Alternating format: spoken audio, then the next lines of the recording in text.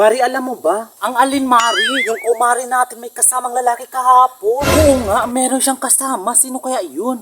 Ilang days pa lang nawala yung asawa niya, meron naman agad siyang bago. Oh my God! Kaya nga, Mari, ang kati niya, no? Wow, talaga. Magmari talaga kayo, no? Mga marites. Totoo naman, may kasama ko kahapon na lalaki. Anong problema? Totoo rin naman, di ba? May kasama ka kahapon na lalaki. Kaya nga, may nakita kami ni Mari kahapon. Sino yun? Sino pala yung kasama ko kahapon na lalaki? Ah, ang kasama ko kahapon? Pamangking ko lang naman yun. Anong problema nyo doon na dalawa? Ah, sorry Mari. Akala ko lalaki mo na yun na bago. Yung pala pamangking mo. Sorry Mari. Ang hirap sa inyong dalawa. Makita nyo lang yung kumari yung may kasamang lalaki, pag-isipan ninyo agad ng masama. Sorry, Mari. Kala namin kung sino na yon.